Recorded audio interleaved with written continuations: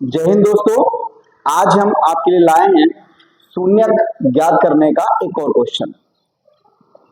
यहाँ पे हम पढ़ रहे हैं प्रश्नावली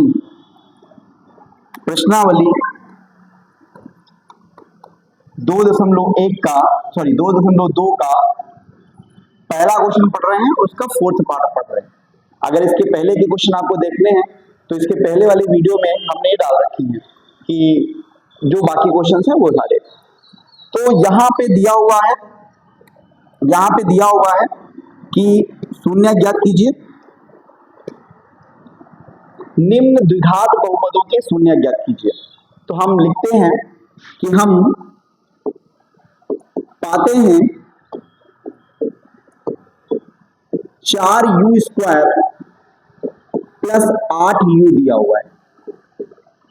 4u² प्लस 8u दिया हुआ है।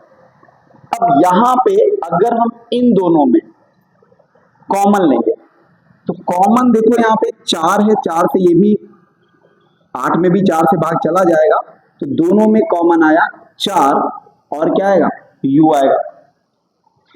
4u कॉमन ले लेंगे तो u² में जब u कॉमन हो गया है तो यहां बचेगा 1u प्लस 4 दूनी 8, यानी यहां पे क्या बचेगा 2 बचेगा। तो हमारे दो गुणनखंड हुए, एक हुआ 4u और एक हुआ u प्लस 2। तो अब हम यहां लिखेंगे शून्य के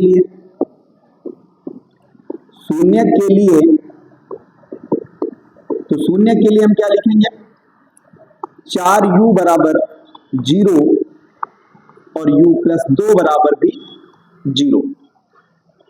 तो 4u बराबर 0 है। अगर हम u का मान निकालेंगे तो 0/4 आएगा और 0 को 4 से भाग दोगे तो आपको क्या मिलेगा 0 मिलेगा, क्योंकि 0 में किसी भी संख्या से अगर हम भाग देंगे तो हमें क्या मिलेगा 0 मिलेगा। ऐसे यहां देखो u प्लस 2 बराबर 0 दिया है तो u बराबर प्लस 2 को उधर भेजोगे तो -2 होगा, यानी दो हमारे शून्य कौन से आ गए, एक आ गया 0 और एक आ गया है -2। अतः दो शून्यक 0 व -2 है। 0 व -2 है। अब यहां पे देखो कह रहा था कि द्विघात बहुपदों के शून्य ज्ञात कीजिए। सिर्फ शून्य ज्ञात करने के लिए आएगा तो क्वेश्चन को हम यहीं तक करेंगे, लेकिन अगर आएगा कि सत्यता की जांच कीजिए, सत्यता की जांच करना है, तो यहां पे हम क्या करेंगे लिखेंगे सत्यता की जांच। सत्यता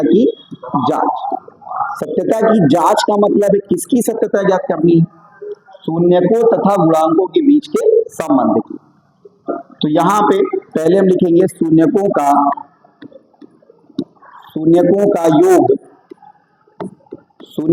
योग होता है माइनस u का गुणांक बटे u वर्ग का गुणांक। क्योंकि हमें जो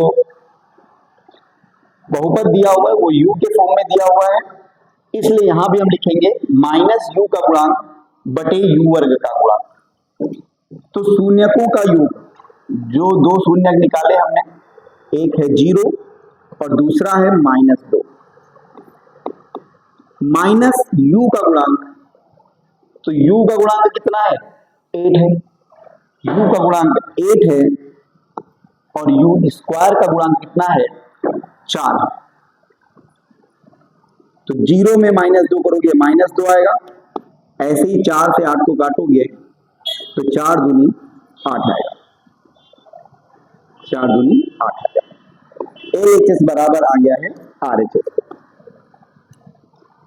शून्यकों के योग के बाद हम करेंगे शून्यकों का गुणनफल। शून्यकों का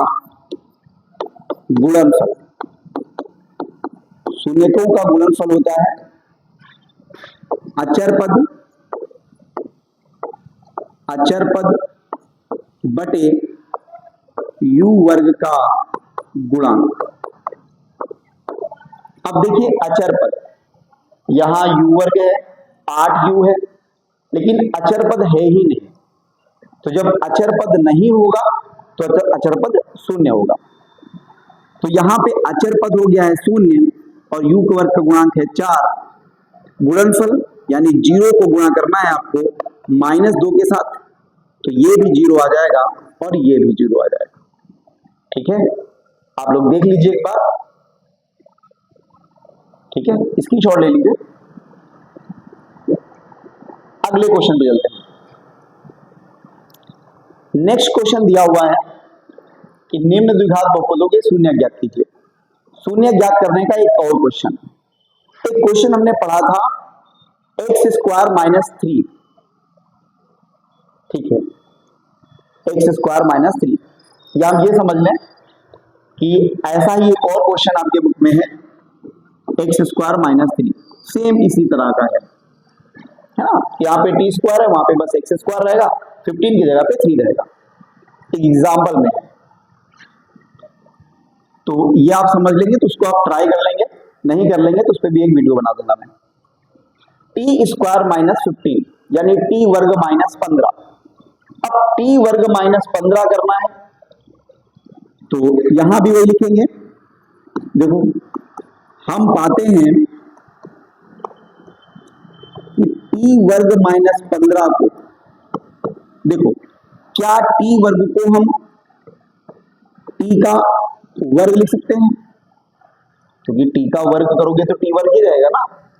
और 15 की जगह पे हम करनी 15 का वर्ग लिख सकते हैं। करनी 15 यानी √15, करनी 15 का वर्ग कर सकते हैं। तो यहां पे देखो ये बन गया a वर्ग माइनस b वर्ग की आइडेंटिटी। पढ़ा होगा आपने, 9th में भी पढ़ा है, 8th में पढ़ा है कि a वर्ग अगर माइनस b वर्ग लिखा हुआ है तो उसे हम a प्लस b और a माइनस b करते हैं। यानी यहां भी t वर्ग माइनस करनी 15 वर्ग को एक बार हम t प्लस करनी 15 लिखेंगे और एक बार t माइनस करनी 15 लिखेंगे। तो यहां लिखेंगे t प्लस करनी 15 और यहां आप लिखोगे t माइनस करनी 15।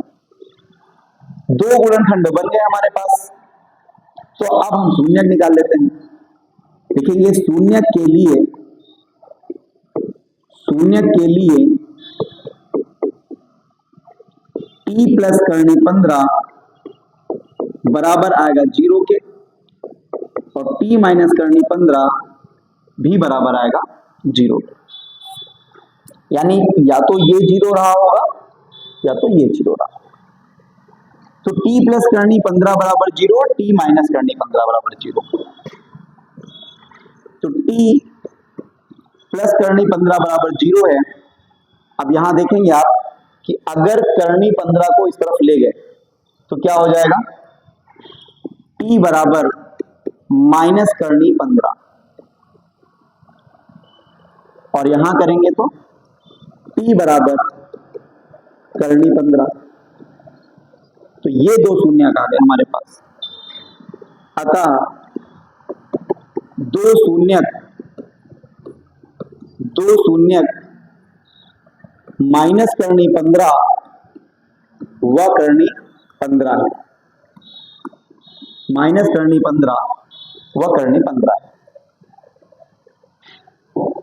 द्विघात बहुपदों के शून्य, अगर प्रश्न केवल यहां तक आता है तो आपको शून्य निकालने के बाद छोड़ देना, आगे नहीं करना है। लेकिन अगर वहां पे शून्यकों तथा गुणांकों के बीच में संबंध की सत्यता की जांच कीजिए, ये सब आता है तो आगे करना है। अब देखो यहां पे दो शून्य ये थे, शून्य का आपने निकाल दिया, एक माइनस करनी 15 और एक करनी 15। शून्यकों का योगफल, शून्यकों का योगफल बराबर होगा माइनस t का गुणांक बटे t वर्ग का गुणांक।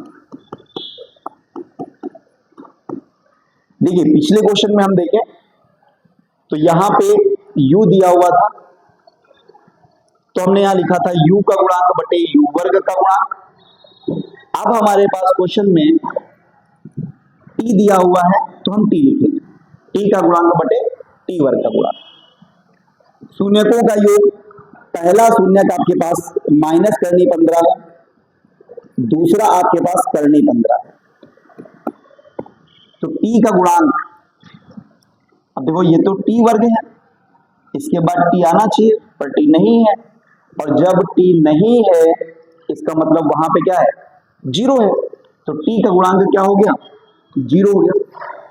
और t वर्ग का गुणांक, इसका गुणांक क्या है यहाँ पे 1, तो 0 को किसी भी संख्या से भाग दोगे आपको क्या मिलेगा, 0 मिलेगा। और ये माइनस करनी 15 कट गया, क्या गया 0, तो LHS बराबर क्या हो गया है, RHS हो गया। हम बात करेंगे शून्यकों का गुणनफल। शून्यकों का गुणनफल बराबर होगा अचर पद, सॉरी RHS, अचर पद बटे x वर्ग का गुणांक। अचर पद बटे x वर्ग का, x वर्ग नहीं लिखेंगे क्योंकि तो यहाँ पे t दिया हुआ है तो t वर्ग का गुणांक लिखेंगे। शून्यकों का गुणनफल, यानी एक शून्यक था आपके पास माइनस करनी 15, दूसरा शून्यक था आपके पास करनी 15, तो अचर पद कितना था, अचर पद कितना था, अचर पद दिख रहा है माइनस करनी 15 है, माइनस 15 है, और t वर्ग का गुणांक 1 है, इसलिए -15 बराबर आ गया -15। अगर कभी दोनों में कंफ्यूज भी हो रहे हो तो एक तरफ का सॉल्व कर लो, दूसरी तरफ सेम वही लिख लो, ठीक है। चलिए अगले क्वेश्चन चलते हैं, 1 मिनट।